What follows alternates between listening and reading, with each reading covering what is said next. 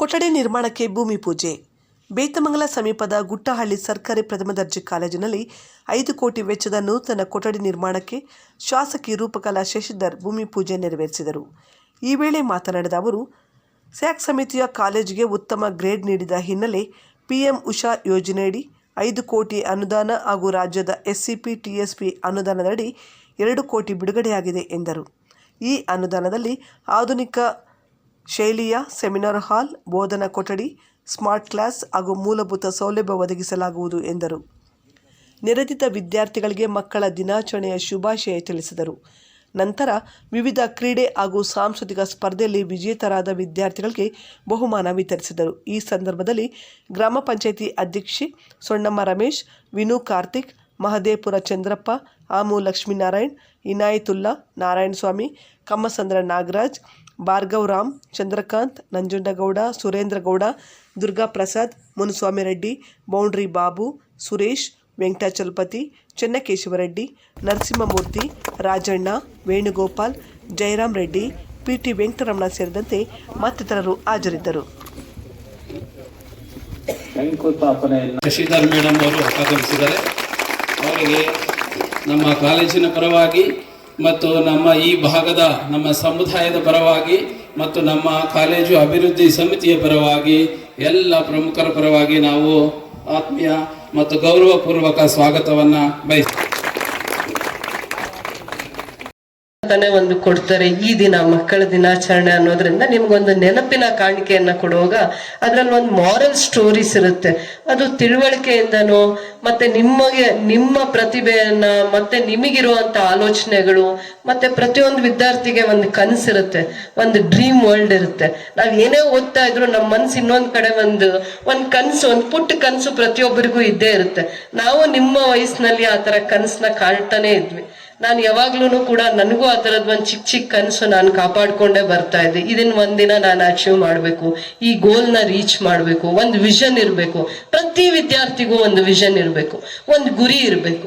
ಆ ಗುರಿನ ಮುಟ್ಸೋಂತ ದೇವರು, ಗುರುಗಳು ಇಲ್ಲಿರ್ತಾರೆ. ಅವ್ರನ್ನ ಗೌರವವಾಗಿ ಏನೇ ಹೇಳ್ಕೊಟ್ರು ಈ ವಯಸ್ಸಲ್ಲಿ ಅವರನ್ನ ಆ ಗೌರವನ ಕಾಪಾಡ್ಕೋಬೇಕು. ತಂದೆ ತಾಯಿ ಒಂದು ಸಸ್ಯನ ಹೇಗೆ ನಾವು ಪೋಷಿಸ್ತೀವಿ, ಕಾಪಾಡ್ತೀವಿ, ತಂದೆ ತಾಯಿ ಪ್ರತಿ ಮಕ್ಕಳನ್ನ ಭವಿಷ್ಯವತ್ತನ್ನ ಕಾಪಾಡ್ಬೇಕಂದ್ರೆ ಆ ಸಸಿನ ನಾವು ಹೇಗೆ ಕಾಪಾಡ್ತೀವಿ, ನಿಮ್ಮನ್ನ ಅದೇ ರೀತಿ ತಂದೆ ತಾಯಿಗಳು ಪೋಷಣೆ ಮಾಡ್ತಾರೆ, ಕಾಪಾಡ್ತಾರೆ. ಯಾಕಂದ್ರೆ ಭವಿಷ್ಯದಲ್ಲಿ ನಾವು ಅನುಭವಿಸಿರೋ ಕಷ್ಟ ನೀವು ಅನುಭವಿಸ್ಬಾರ್ದು ಅಂತ. ಅದಾದ್ಮೇಲೆ ಅದಕ್ಕೆ ದಾರಿ ತೋರಿಸೋವಂಥದ್ದು ಗುರಿಗಳು. ನೀವು ಓದ್ಕೊಳ್ಳೋದಕ್ಕೆ ಬಂದಾಗ ಫಸ್ಟ್ ಡಿಗ್ರಿಯಲ್ಲಿ, ಸೆಕೆಂಡ್ ಡಿಗ್ರಿಯಲ್ಲಿ, ಥರ್ಡ್ ಡಿಗ್ರಿಯಲ್ಲಿ ಇಷ್ಟು ಎಕ್ಸಲೆಂಟ್ ಆಗಿ ಮಾರ್ಕ್ಸ್ ತೆಗಿಬೇಕು, ಎಲ್ಲಿ ನಿಮ್ಮ ಪ್ರತಿಭೆನ ಇಂಟರ್ ಸ್ಕೂಲ್ ಕಾಂಪಿಟೇಷನ್ಗೆ ಕರ್ಕೊಂಡೋಗಿ ನಿಮಗೆ ಅವಕಾಶ ಕೊಡಿಸ್ಬೇಕು ಅನ್ನೋಂಥ ಪ್ರತಿಭೆನ ಹುಡುಕೋದು, ಅದಕ್ಕೆ ಅವಕಾಶ ಆಪರ್ಚುನಿಟೀಸ್ ಕೊಡಿಸೋ ಎಲ್ಲಾ ಪ್ರಯತ್ನ ನಿಮ್ಮ ಗುರುಗಳು ಅಥವಾ ಆ ಜಾಗದಲ್ಲಿ ತುಂಬಿರೋಂತ ಮಾತ್ರ ಮಾಡಕ್ಕೆ ಆಗಿರುತ್ತೆ. ಅದಕ್ಕೆ ನೀವು ಅವರನ್ನ ಎಷ್ಟು ಗೌರವವಾಗಿ ನೋಡ್ಕೋಬೇಕು, ಅವ್ರು ಏನೆಲ್ಲ ಒಳ್ಳೆ ಅವಕಾಶಗಳನ್ನ ಕೊಟ್ಟಿದ್ದಾರೆ, ಆಪರ್ಚುನಿಟೀಸ್ನ ನಿಮ್ ಕಣ್ ಮುಂದೆ ತಂದು ನಿಲ್ಸಿದ್ದಾರೆ ಅನ್ನೋದನ್ನ ಅರ್ಥ ಮಾಡ್ಕೋಬೇಕು. ಎಲ್ಲಾ ಸ್ಟೂಡೆಂಟ್ಸ್ದು ಒಂದು ಗೋಲ್ಡನ್ ಪೀರಿಯಡ್ ಅಂತ ಇರುತ್ತೆ. ಕಾಲೇಜ್ ಬಿಟ್ಟ ಮೇಲೆ ನಮ್ಗೆ ಅರ್ಥ ಆಗತ್ತೆ ಆ ದಿನ ಮತ್ತೆ ಬರಲ್ಲ ಅಂತ ಅಂದ್ಬಿಟ್ಟು.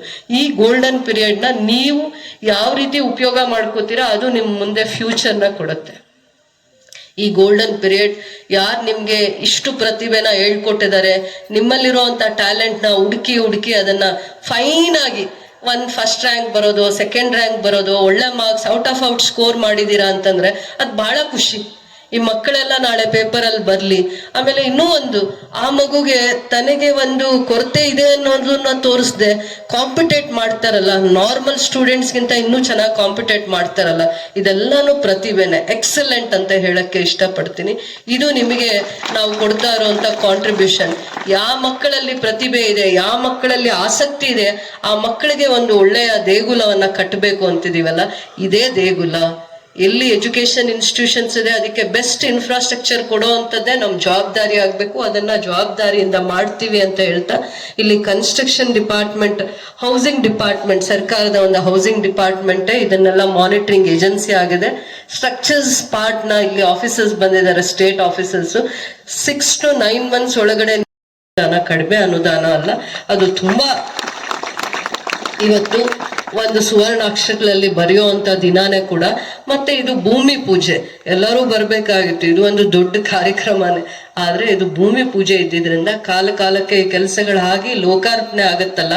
ಬ್ಯಾಡ್ಮಿಂಟನ್ ಸ್ಟೇಡಿಯಮ್ಮು, ಸೆಮಿನಾರ್ ಹಾಲು, ಮತ್ತೆ ಲೈಬ್ರರಿ, ಅದಾದ್ಮೇಲೆ ಸ್ಮಾರ್ಟ್ ಕ್ಲಾಸಸ್ ಎಲ್ಲ ಲೋಕಾರ್ಪಣೆ ಆಗೋ ದಿನ ಈ ಎಷ್ಟೊಂದು ಕಾಲೇಜ್, ಗೌರ್ಮೆಂಟ್ ಹೈಸ್ಕೂಲ್ಸ್ ಪ್ರಿನ್ಸಿಪಲ್ಸು, ಅಲ್ಲಿನ ಮಕ್ಕಳು, ಅದಾದ್ಮೇಲೆ ಇವ್ರ ಪೋಷಕರು, ಇವ್ರನ್ನ ಈ ಕಾಲೇಜಲ್ಲಿ ಓದಿಸ್ತಾ ಇರುವಂತ ಪೋಷಕರು, ಅವ್ರನ್ನೆಲ್ಲ ಕರೆದು ಬಹಳ ಅರ್ಥಪೂರ್ಣವಾಗಿರುವಂತ ಕಾರ್ಯಕ್ರಮ ಮಾಡೋಣ. ಇವತ್ತು ಭೂಮಿ ಪೂಜೆ ಇದ್ದಿದ್ರಿಂದ ಮಕ್ಕಳಿಂದಾನೇ ನಾವು ಪೂಜೆ ಮಾಡಿಸಿ ಒಳ್ಳೆ ದಿನದಲ್ಲಿ ಇದನ್ನ ಲೋಕಾರ್ಪಣೆ ಮಾಡ್ಬೇಕನ್ನುವಂತ ದೂರದೃಷ್ಟಿಯಿಂದ ಭೂಮಿ ಪೂಜೆ ಶಂಕುಸ್ಥಾಪನೆ ಅಷ್ಟೇ ಮಾಡಿದ್ರಿಂದ ಈ ಭಾಗದ ಗ್ರಾಮ ಪಂಚಾಯತಿ ಸದಸ್ಯರು, ಗೌರವಾನ್ವಿತ ಗುಟ್ಟಳ್ಳಿ ಉಲ್ಕೂರ್ ಪಂಚಾಯತಿಯ ಗ್ರಾಮ ಪಂಚಾಯತಿಯ ಸದಸ್ಯರು, ಅಧ್ಯಕ್ಷರು, ಬೇತ್ಮಂಗ್ಲ ಗ್ರಾಮ ಪಂಚಾಯತಿಯ ಸದಸ್ಯರು, ಅಧ್ಯಕ್ಷರು, ಮತ್ತೆ ಆ ಭಾಗದ ಎಲ್ಲ ಪ್ರಭಾವಿ ಮುಖಂಡರು, ರಾಮಸಾಗರ ಪಂಚಾಯತಿಯ ಅಧ್ಯಕ್ಷರು, ಮತ್ತೆ ಆ ಭಾಗದ ಎಲ್ಲ ಗ್ರಾಮ ಪಂಚಾಯತಿ ಸದಸ್ಯರು, ಮುಖಂಡರು, NG ಉಲ್ಕೂರ್ ಪಂಚಾಯತಿಯಿಂದ, ಸುಂದರಪಾಳ್ಯದಿಂದ ಈ ಭಾಗದ ಎಲ್ಲ ಮುಖಂಡರು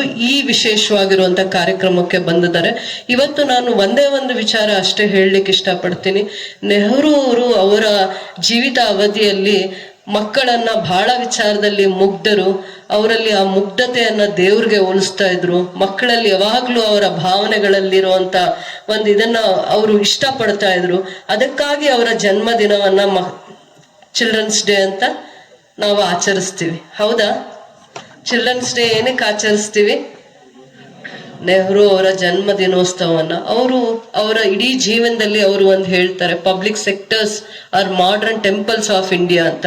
ಎಜುಕೇಶನ್ ಇನ್ಸ್ಟಿಟ್ಯೂಷನ್ಸು, ಪಬ್ಲಿಕ್ ಸೆಕ್ಟರ್ಸು ಮುಂದಿನ ಪೀಳಿಗೆಯ ಮಕ್ಕಳಿಗೆ ಮಾಡರ್ನ್ ಟೆಂಪಲ್ಸ್ ಆಫ್ ಇಂಡಿಯಾ ಆಗ್ಬೇಕು. ಯಾಕಂದ್ರೆ ಯಾವತ್ತು ಒಂದು ಪ್ರತಿಭೆಯನ್ನ, ಯಾವತ್ತು ಒಂದು ವಿದ್ಯಾರ್ಹತೆಯನ್ನ ನಾವು ಗುರುತಿಸಿದ್ಮೇಲೆ ಅವರಿಗೆ ಒಂದು ಅವರ ಅರ್ಹತೆಯನ್ನ ಗುರುತಿಸ್ಕೊಳ್ಳಿಕ್ಕೆ, ಅವರ ಒಂದು ಏನು ಅರ್ಹತೆ ಇದೆ ಅದನ್ನ ಪ್ರತಿಭೆಯನ್ನ ತೋರಿಸ್ಕೋಬೇಕು ಅಂತಂದ್ರೆ ಅವರಿಗೆ ಉದ್ಯೋಗಗಳನ್ನ ಸೃಷ್ಟಿ ಮಾಡಬೇಕು.